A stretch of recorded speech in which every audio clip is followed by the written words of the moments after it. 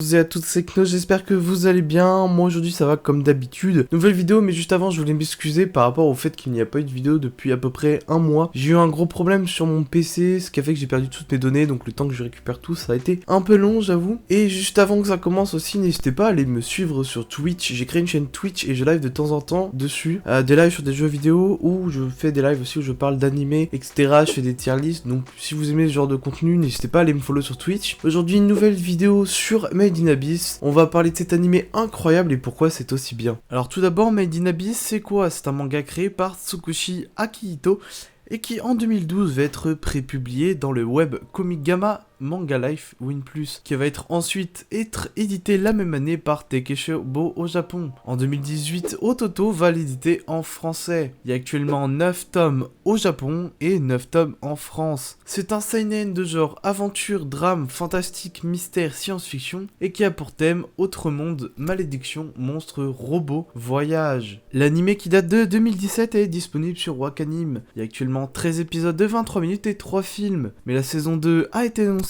très récemment, puisque la saison 2 sortira en 2022. L'histoire se passe dans la ville d'Ors, ou tout simplement s'étend l'Abysse, une faille gigantesque à la profondeur inconnue, habitée par d'étranges créatures et remplie d'antiques reliques. Depuis des années, ce mystérieux gouffre attire énormément d'aventuriers, qui sont appelés tout simplement les caverniers. C'est ici que Viriko, le personnage principal, une jeune orpheline obsédée par l'Abysse, et désirant marcher dans les traces de sa mère, qui y a disparu. Riko va, dès le début de l'anime, découvrir une relique ressemblant à s'y méprendre à un humain. Reg, le deuxième personnage principal de l'anime. On a à peu près mis les bases, j'ai parlé du synopsis, j'ai parlé des personnages principaux. Alors pourquoi Made in Abyss est-il aussi bien? Déjà, il va avoir le synopsis.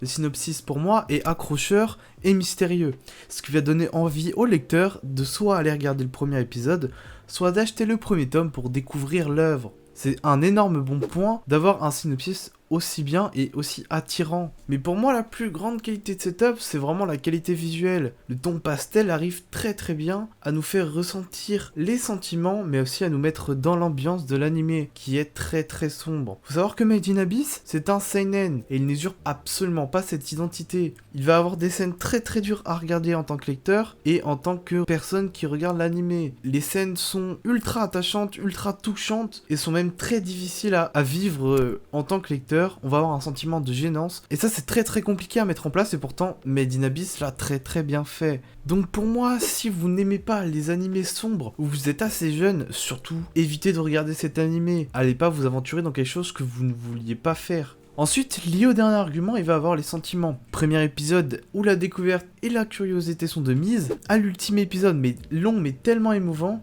et bien tout simplement vous ne pouvez pas rester de marbre, tellement il y a de sentiments, d'humanité et de douleur. Honnêtement, c'est la première fois qu'un animé me fait aussi mal. Je suis ressorti après avoir regardé personnellement les films, j'étais vraiment pas bien du tout. L'animé est incroyable. On a de sentiments, je pense, de gênance un peu quand même, parce que c'est des personnages à moitié chibi, petits personnages, mais tellement dans une ambiance sombre, et ça va rendre tellement bien que l'auteur a réussi à faire ce qu'il voulait faire, je pense, c'est-à-dire avoir un sentiment de gênance, de peine, un peu tout ça, et honnêtement l'anime le fait très bien, et je pense qu'aucun autre anime peut vraiment faire ça aussi bien.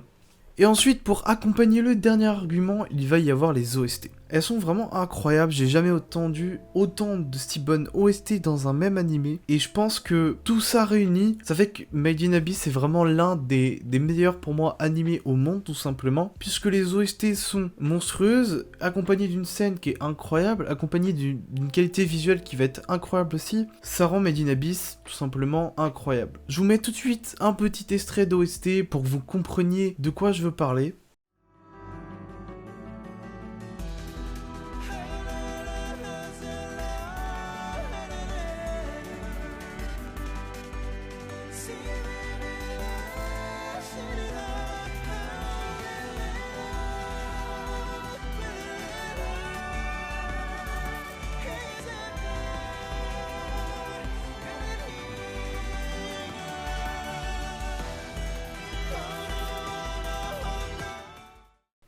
S'il y aurait un défaut sur cette œuvre, je pense que c'est le manga. Pas l'intégralité du manga, mais tout simplement la parution. On a un chapitre à peu près tous les mois et un tome chaque an. C'est-à-dire que, à part pouvoir avancer via l'animé, on ne peut presque pas avancer. Ce serait le seul petit hic de cet animé, enfin en tout cas de cette œuvre, mais sinon le reste est tout simplement époustouflant. Voilà, la vidéo est finie, j'espère qu'elle vous aura plu. Je pense vraiment que c'est l'une de mes vidéos où j'ai le plus travaillé dessus, notamment parce que j'ai dû la faire 2 fois à cause de quelques problèmes, mais aussi parce que c'est l'un de mes animés préférés et j'ai vraiment voulu faire quelque chose de propre, de parler de tous les détails, etc.